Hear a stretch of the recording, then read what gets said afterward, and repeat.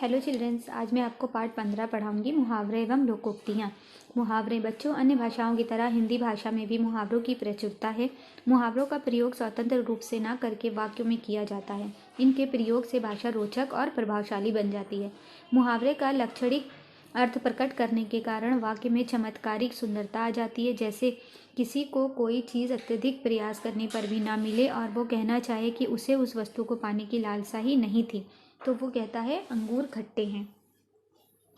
बच्चों, इन 3 शब्दों से वाक्य में निहित वास्तविक उद्देश्य को यदि शब्दों में व्यक्त करें तो वो अलंकारिकता नहीं आ पाती है जो इस मुहावरे का प्रयोग करके आ गई है। इस प्रकार वह शब्द समूह जो शाब्दिक अर्थ से भिन्न कुछ विशिष्ट अर्थ प्रकट करता है मुहावरा कहलाता है। कुछ अन्य उदाहरण देखिए। अंग अंग फूल फूला न समाना, मतलब इसका अर्थ होता है बहुत आनंदित होना। मैच जीतने पर टीम के सभी खिलाड़ियों के अंग अंग फूले न समा रहे थे। इस प्रकार सब मुहावरे दिए हैं, उनके अर्थ दिए हैं और अर्थ के वाक्य भी दिए हैं। अब हमारा आता है लोकोक्तियाँ। बच्चों, मुहावरों की ही तरह हमारी दैनिक बोलचाल में लोकोक्ति या कहावत का भी प्रमुख स्थान है। मतलब लोकोक्ति को कहावत भी कहते हैं। कहावत एक पूर्ण वाक्य होता है तथा इसका प्रयोग भी स्वतंत्र रूप से होता है।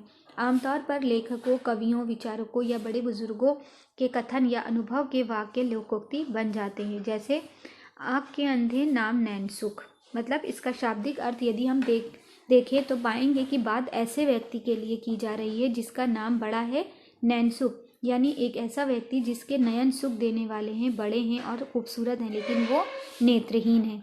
इससे आशय है विपरीत गुणों वाला व्यक्ति।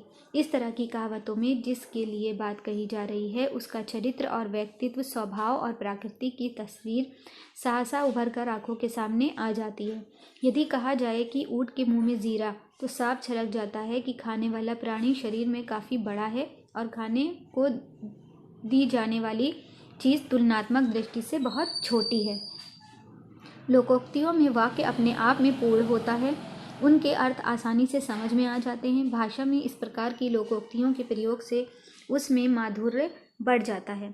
इस प्रकार अनुभव से प्राप्त सीख को एक वाक्य में कह देना ही लोकोक्ति है। कुछ अन्य उदाहरण। अपनी ढपली अपना राग, मतलब अपनी अपनी करना, एक दूसरे की ना मानना। अब आया ऊँट पहाड़ के नीचे, इसका अर्थ है अपने से ताकतवर से सामना होना, अपने से प्रभावशाली से टकराना। इस प्रकार सारे देखिए, ये बहुत सारे दिए गए हैं आपकी बुक्स में और हैं, उनको पढ़िए।